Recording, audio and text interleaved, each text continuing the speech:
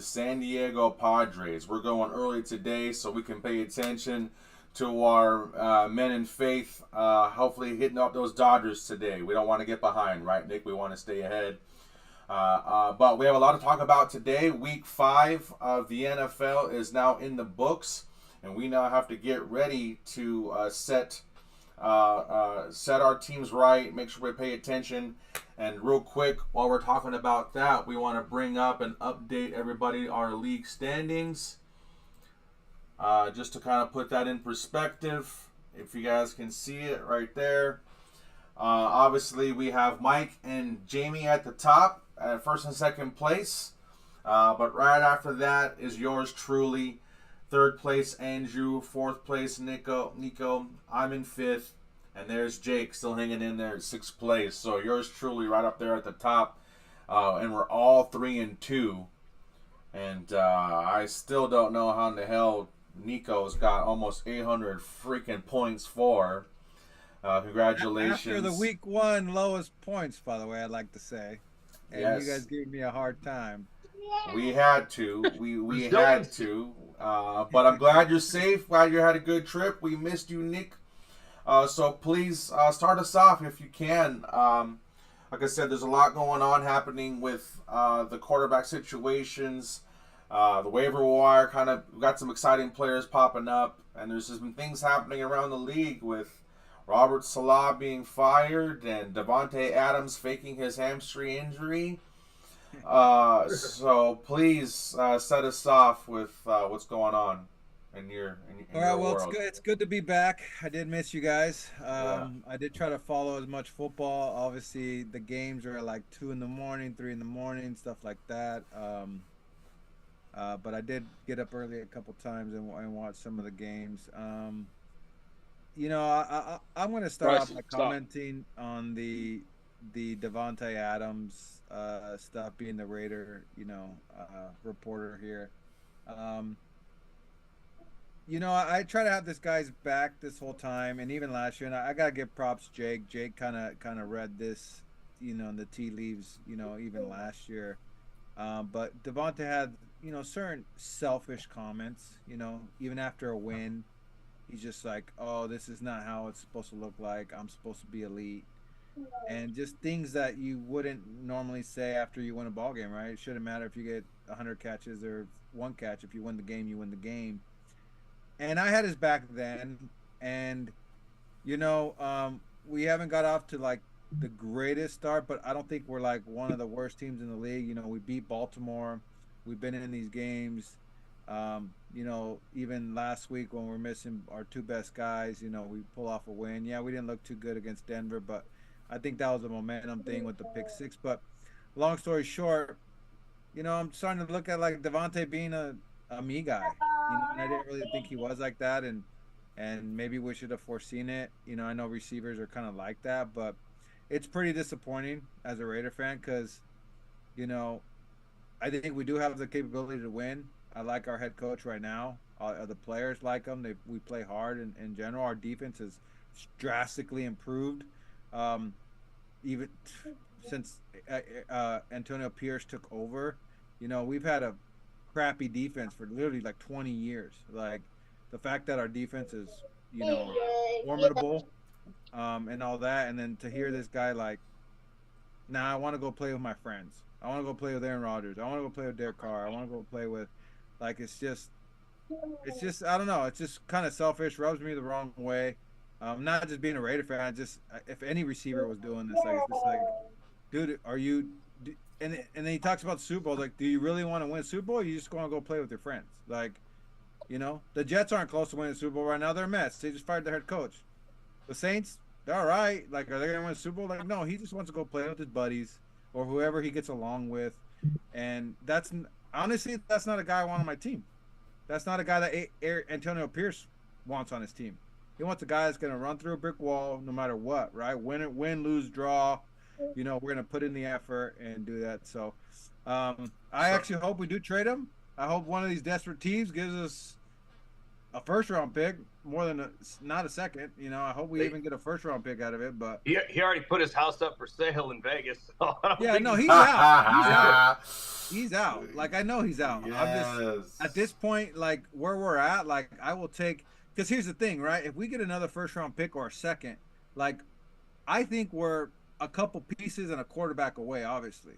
Well, we're gonna need him in a draft to get a quarterback, whoever that is, because we're not gonna have the first overall pick. We're just not. We're a better team than that. But if we have that extra draft capital, now we can package that trade to move up. Yeah. We didn't move up this year and we missed out. So I think next year, if we have an extra second round pick or we have an extra first round pick, we could easily package that, get in the top 5, and get that quarterback that we need. So I think that's better than keeping Devontae, to be honest. We guys know how important the quarterback position is, and that's really what we're lacking here. I feel like if we had a quarterback, the Raiders would be 4-1 right now.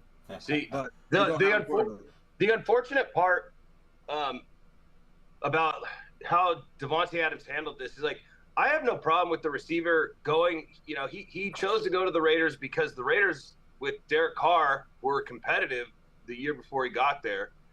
And then they kind of pulled the rug out from under him. They traded Carr and all that. But the thing with Davante Adams, the way he handled this was he knew the quarterback situation coming into this season. He knew that it was Aiden O'Connell and Gardner Minshew off the street. Like, what did you really think was going to happen? What did you really think was going to be the case? Well, and he wanted AP too. Mark Davis talked to him. They had meetings about it and said, hey, who should be our next head coach? And Davante said, I want AP. No, and I get that. And I think that's but what I'm saying is, if he wanted to win and all that stuff, like, you knew the quarterback situation going in. I don't think the problem with it is with Antonio Pierce right now. I think the problem is with the fact that he knows if whether he wants, I don't think that it's all about wanting to go play with his friends. I think that he would go to a big handful of teams that were competitive, that were utilizing him or had the quarterback to utilize him. Well, but it just sucks for the Raiders that it's like kind of, because one of the teams is the Steelers. Really? Like, Justin Fields and Russell Wilson? Like, but go ahead, Andrew. The situation with the offseason is that he thought that you guys were going to go up and get a top 5 quarterback. He thought you had a chance to go get Jaden Daniels. He thought you had a chance to go get an actual solid stud. Though. Yeah, that's in April. You have plenty of time to say, "Hey, I want out." I get it, but at that point, you already said to everybody that you want AP in the building. You want all this stuff in the building, and it's like at that point, you already kind of put your foot down and like, "Hey, this is kind of I already said I wanted this." You know, this, that, and the other. It's like you can't put your foot in your mouth at that point. It's but at that point, but now he's doing it. Now he's doing it at this point, and it's hurting the Raiders because every team out there knows that he's not going to play for the Raiders anymore. So why go give a first-round pick? The Raiders are going to have to sell him to. He's going cheap. He's not playing for the Raiders. Well, yes and no. The only hope we have is that we're going to have multiple bidders. That's what we got. If we had 1 or 2 teams, no. But there's going to be a lot. So that you're right, Jake. Right. I agree with you. But the only thing that's going to sell him higher than what I think you're saying is because there's multiple teams that are desperately willing to go out there. Right. Jets being one of them. Whatever. Right. Even the Steelers and all that. So luckily, we're going to have multiple bidders, and I think a bidding war would help the Raiders get that higher draft pick. Hopefully. What's important is that Davante Adams right now is sitting on my bench in our fantasy league. I'm hanging in there in the middle of points for, right? I can't beat 183 every week. I got beat by Nick last week, 183, and I get beat by Christian by 183 2 weeks in a row. So I can't beat this, but I got Davante Adams sitting there on my bench, and I'm telling you, while the Chiefs are bringing up guys like Juju Smith and Kareem Hunt, I'm telling you, it's still a very solid option for Davante Adams to go there. I don't care, Drew. I don't care if you're the Raiders. The Raiders, the NFL hates you anyways. You might as well give the Chiefs their 3-peat chance so we can all talk about it forever. But anyways, Drew, we got to get back to the fantasy perspective, okay? I know you're dealing with your boy here, so I want to hand it off to you. It's week 5. We're all 3-2, but we're all dealing with injuries. We're all dealing with the bye weeks now, okay? So for those of us that are watching and we're trying to hang in there, Obviously, we're going to try to hit the waiver wire, but do you have any tips for the viewers out there for that like I said, you got injuries, you got bye weeks. What are you doing to set yourself up to prepare for that part of the season? I mean, look at these guys that are coming back from injuries, like see when these injury windows open up, like TJ Hawkinson, his injury window opened up. Kendrick Bourne, who I know it's the Patriots, but they're going to play Drake May now. And so we'll see what happens with Kendrick Bourne. Is he somebody you might want to stash and kind of see what happens? Like, he showed some promise last season. Cooper Kupp should be coming back after the bye week. So just kind of keep in mind that some of these guys are going to come back relatively soon. See what you can stash. Obviously, Kareem Hunt had a pretty good game last game. Just kind of salvage and look at the targets, look at the opportunities that are given up to these guys, and see if you can stash them those guys and wait and see. I mean, that's kind of how the waiver wire is right now. It's a wait and see who gets hurt or who's coming back from injury. That's kind of how it is right now. There's not a lot of like super juicy things that are going on. Jalen Tolbert, obviously he got thrown in the situation because of injuries. So Jalen Tolbert is somebody that you want to look into. He had a lot of targets last week, had the game-winning touchdown. Dak trusts him. You know what I mean? Like, these are the guys that you kind of want to look into, but it really comes down to who's getting these targets and who's getting these overall opportunities to try to salvage them and put them on your squad. Jake, I want to ask you the same thing. You're the gentleman that had Rashee Rice. Solid pick, right? And then we lose him. And then next week, Kareem Hunt and Juju Smith go off. And so what do you do as a fantasy manager? Do you go after those guys? Does anybody fit in the Chiefs system? Is it just Andy Reid and Pat Mahomes, and we can just throw anybody out there? Or does a Travis Kelce come back and return? Does his presence come back? What's going on? What do we do? Well, no, the Chiefs, you don't just throw anybody out there and they have instant success. We saw that last year with the receiving core, where it was a bunch of guys that you just kind of like, I feel like Buffalo's going through this year, where it's just these Marquez Valdez Scantling type guys, and you can't really trust any of them on a week to week. Losing Rashee Rice hurt, specifically my situation in our league is just kind of there's no waiver wire thing that's going to fix it. My first round pick in Amon-Ra has had good games, not those great games that you want from in a full point PPR from a receiver like him. My second round, Devon A-Chain, every piece in that system went down with Tua. He hasn't been relevant since. Deebo Samuel is my third round. He's been hurt and he hasn't had the games that he's accustomed to having. It's been I'm probably the worst 3-2 team that you can imagine right now. There's just like I'm looking down and it's just like I don't know what else to say. With the Devon A-Chain thing really hurt because he was supposed to be that guy that was just like just win you weeks, and so my draft picks they're not doing it. And Rashee Rice, I took him in a little bit later rounds, so if Rashee Rice, I think if everybody knew how he was going to start, on draft day, he would have probably been a second or third round pick. I got him in the 6th, I believe. So it's not as heartbreaking. It's heartbreaking, but it's not like he was my second round guy.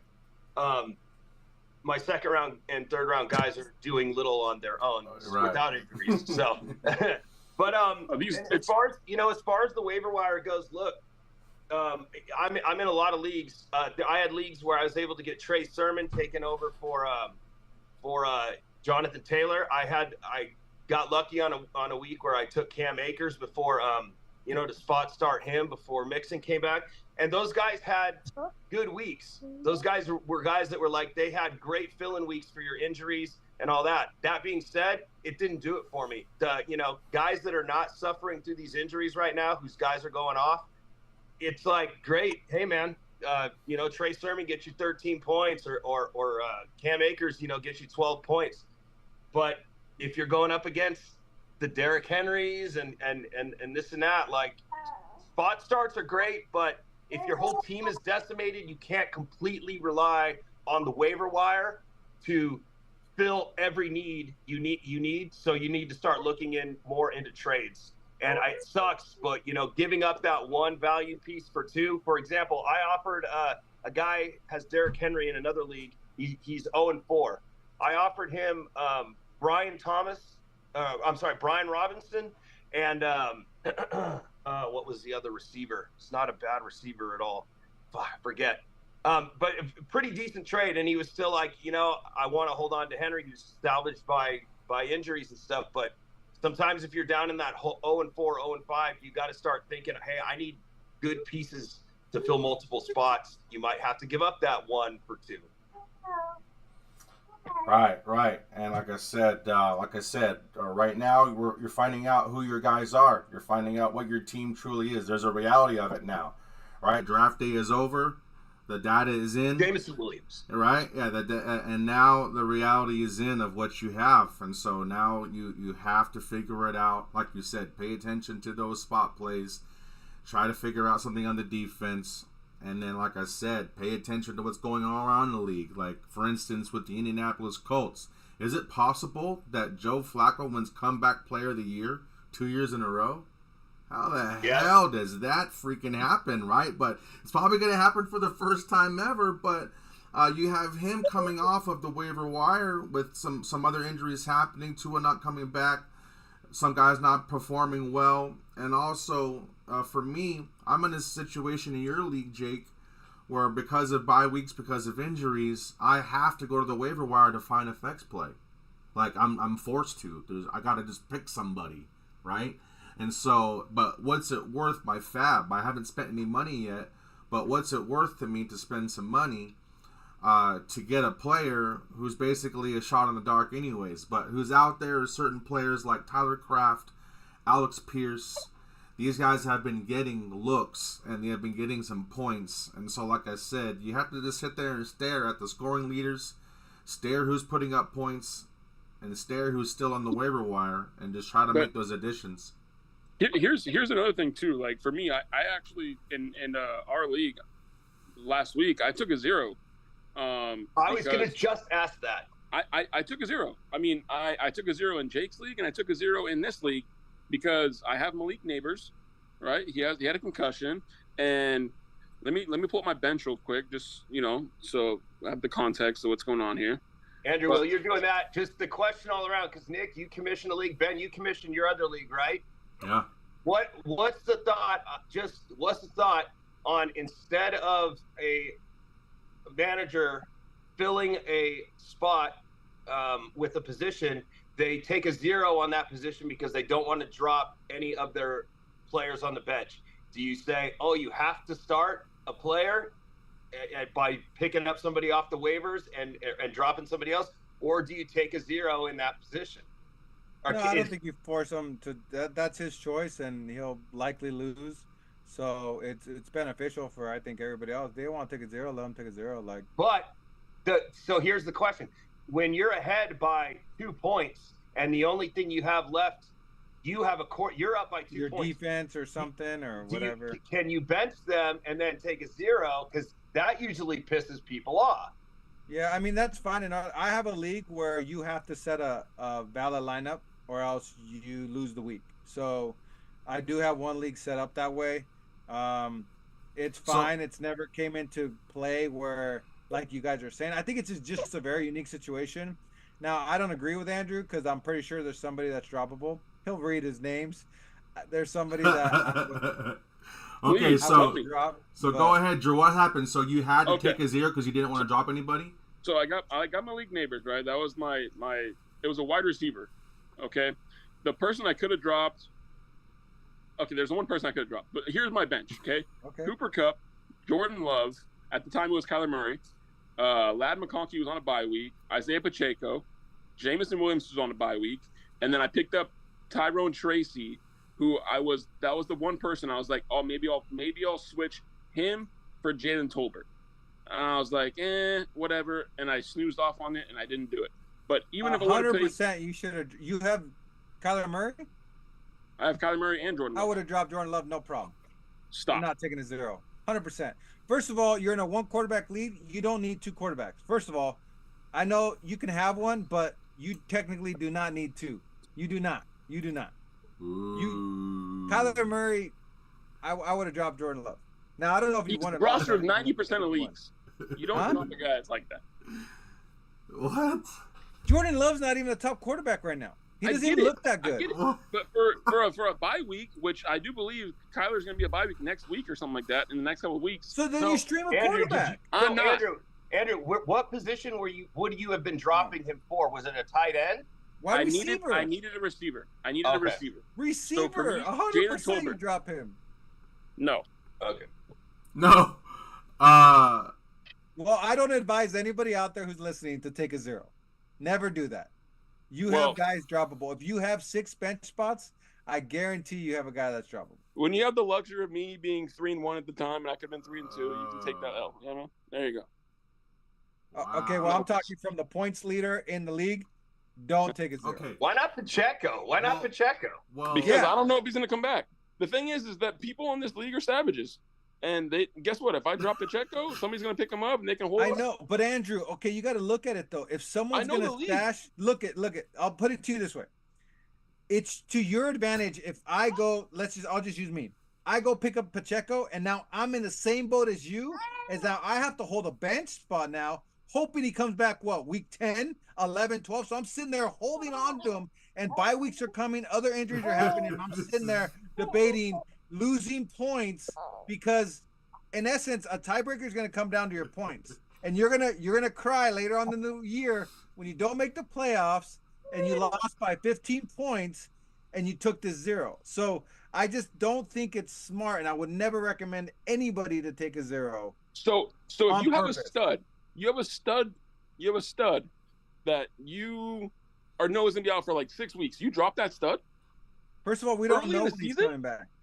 Well, I said I would have dropped Jordan Love. He's not a stud. Okay. I would have dropped Jordan Isaiah Love. Pacheco? What I'm saying in your case, though, in your case, if you're going to have to take a 0 and it's only Isaiah Pacheco, like Jake said, I would have probably dropped him. But you have other droppable players. It wouldn't have been Isaiah Pacheco. I would have dropped Jordan Love. In a one quarterback standard league, in a one quarterback 12-team league, you do not need a whole 2. You just don't. You can talk to almost any fantasy expert out there. Okay. You don't need a whole 2. Answer me this question. How many people in our league have at least 2? At least. Almost everybody in our league has 2 quarterbacks. But it's, so if I drop a quarterback. Right now. But you don't need to. No. Right. Everybody has had 2 quarterbacks, but that's going to change now that bye weeks are starting and mixing in with the injuries. I don't have 2. Yeah, I can't afford to have 2. But right Drew, everybody has 2 at the beginning because, like Jake said, there's no injuries and no bye weeks. The minute there's injuries and bye weeks, all the quarterbacks drop. All of them. But you're talking about a quarterback who has the potential to be a top 10 quarterback with ease. No, he doesn't. Jordan Love can easily be a top 10 quarterback.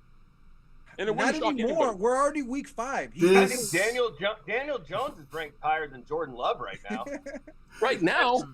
Relax. No, guys. This is amazing. Nick. But Andrew, you have Kyler Murray. Who cares what Jordan Love is going to do? Kyler Murray's been sucking ass. What are you talking about? He had 1 game. Last week he had 66 yards and a touchdown just rushing. That's against the Niners. The Niners are fucking savages right now. Okay. Nick.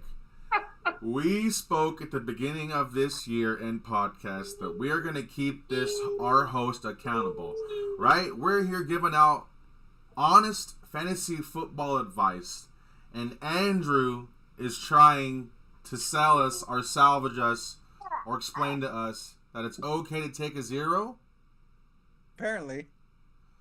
Absolutely. Okay, but I'm going to use your same argument, Drew. Because of how close these games are, our leagues, how competitive these leagues are, there's no way you can sell yourself on having a 0 on the sake of holding a quarterback or anybody else when the playoffs come down to 1 game all the time. And Nick's league and Jake's league, it comes down to 1 game.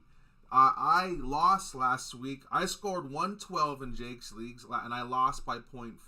I scored 112 this week, and I won by 2 points.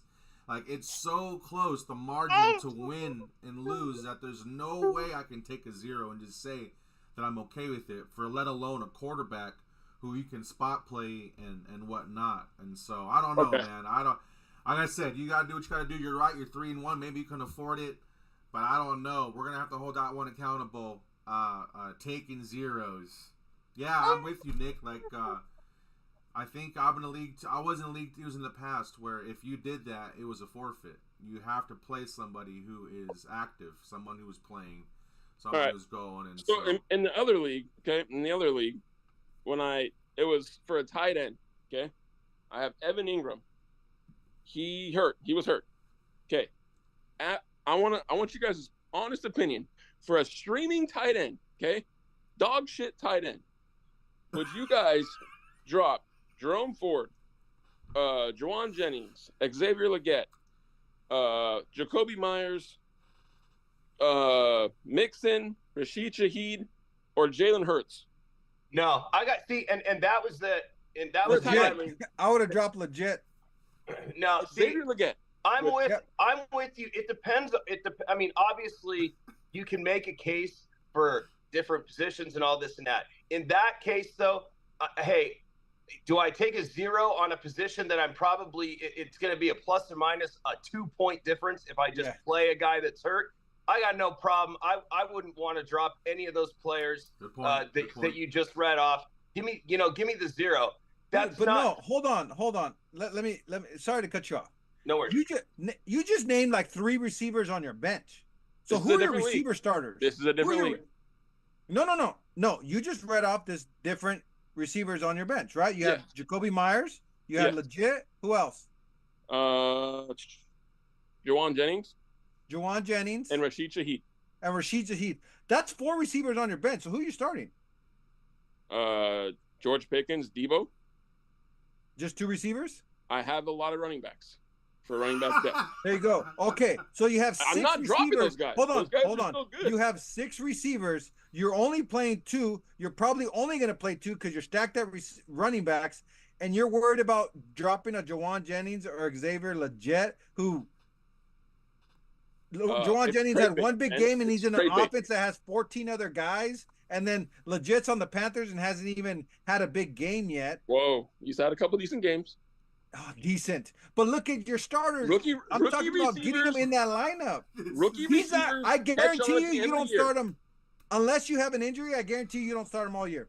Guarantee. Who, Legette? Yeah. I'll start him in a bye week. No, I guarantee you won't. Unless you have like 4 bye weeks. I guarantee you're going to start Jacoby Myers, Juwan Jennings, or Rashid Shaheed before you start. We all know that rookie receivers catch on late. That's what they do. And especially if Andy Dalton is the guy.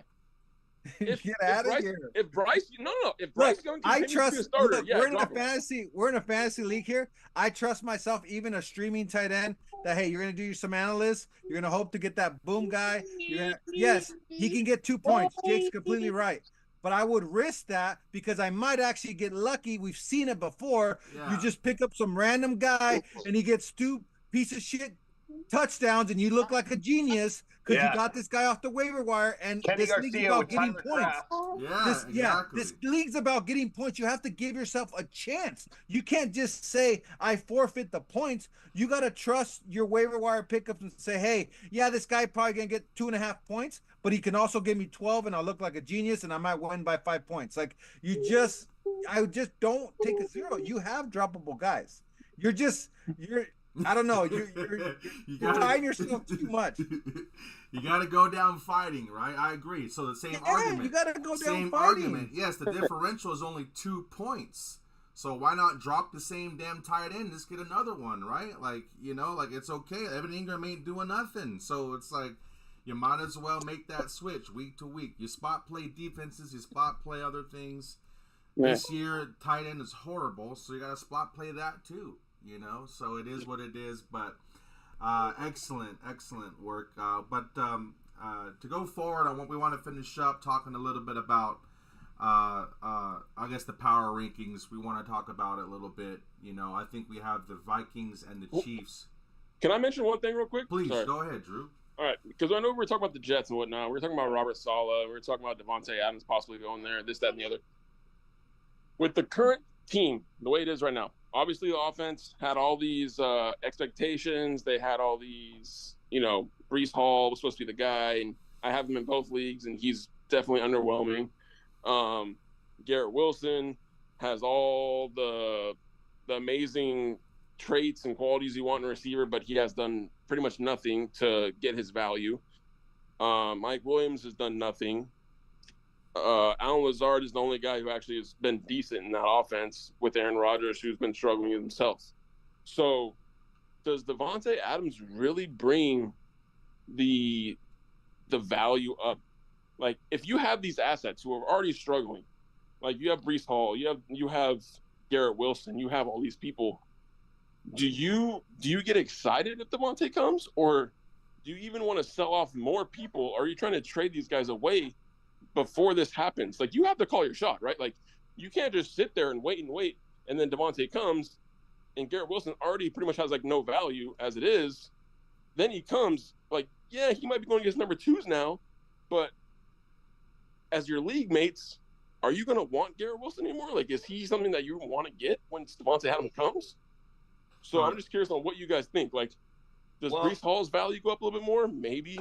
Like, what's your guys' take on this? This is the Jets are the problem with the Jets is so much bigger than just one piece here or there coming in. At the end of the year last year, Zach Wilson was Robert Saleh's guy. Saleh drafted him, didn't work out. They had a terrible year last year. From what I've been reading, ownership and the GM basically said to Saleh at the end of last year, like, we brought in Rodgers to, match with Garrett Wilson. We had Breece Hall. They wanted to be this prolific offense.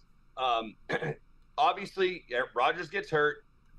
But I read today that they put Saleh on a really short leash the beginning of the year, saying we wanted to see this offense click. You've got players now coming out saying that they have a big problem with the creativity of the offense. Rodgers, who I'm not saying Rodgers is innocent in this, because I think Rodgers has been a fucking diva to the max, not showing up to mandatory training camp and all this and that. But Rodgers and Saleh wasn't getting along. Like, I feel like he's had enough time. Like, they need to get somebody in there that's going to make – they have the pieces now. You're right. Bringing in Davante Adams isn't all of it going to sudden make something, click. I think Nathaniel Hackett is the worst fucking – I don't know why that guy has a fucking job. But sorry, because your kid's there. No, you're good. I just think it's so much bigger. If I was Davante Adams, I wouldn't want to be going to the Jets right now. Like, dude, they just no way, dude. Rodgers is getting his ass kicked. Breece Hall can't run. I think that line's, terrible. Or they're just not creative enough, No, that wouldn't be smart for Davante either, to go from one disastrous situation to another. He wants to win a Super Bowl. I think it's pretty simple. He wants to win a Super Bowl. So we'll see what contender he goes, or which contender he does decide to go to. Tell you one thing. I just want to comment too. Good. Yeah, I just really quick. They were talking to Justin Jefferson after last game, and they were saying to get more creativity in this offense. They hardly put him in motion at all last year. He was in motion, I think, like 87% of the plays he was on the field last week, moving him around, trying to get him open, confusing defenses and all that. Like, sometimes coaches have to take a look at their scheme and, like, this isn't working. We're not getting people open. We're not getting separation. Like, and do something else. That's more, I think, kind of what I just think it's the creativity in the offense. But anyway, sorry, go ahead, Nick. I think it's all Rodgers' fault. I really do. I'm not trying to back Robert Saleh. He's had enough time to prove he's a good head coach. No, hasn't. But hold on. I know Andrew's gonna have his back. The one thing I will have his back on, and we've always said this: if you're a head coach, and whatever background you came from, that side of the ball better be good. And his side of the ball has always been great. Now, it's also the head coach's job to put the pieces in place for the other side of the offense to, he's got to hire his offensive coordinator. He's got to draft players. So he doesn't get to just get away that, I don't do offense. Like, okay, but you're the head coach. You oversee everything. So if you don't know offense, that's fine, but hire the right guys, draft the right players, do all that. So he's at fault there. But as far as this whole situation and the short lease and all that, my thing is, and it could be management, and so I'll give Saleh that. It's probably I would say Saleh should have been more stern, but I don't know how the dynamic works. I think Woody Allen, but then bringing in Hackett, that was all Rodgers. Had nothing to do with Robert Saleh. That's not his fault. I know Hunter. We all know that. He brought in, Alan Lazard and Randall Cobb and all. That's not Saleh. That I don't know. Like I said, I don't know if Saleh should have been more stern if he had that power, or if the ownership just said, "Hey, give Rodgers whatever he wants."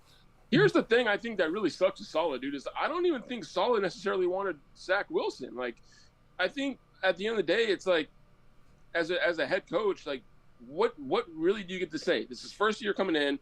He has to deal with the media. Zach Wilson's there. Okay, cool. Let's see what happens. He's not an offensive guy, like you said. He's like, let's see what happens with the current offense coordinator. Nathaniel Hackett comes in. Aaron Rodgers comes in. It's a complete shit show. I mean, Aaron Rodgers tears his Achilles in the first game, like 8 snaps in.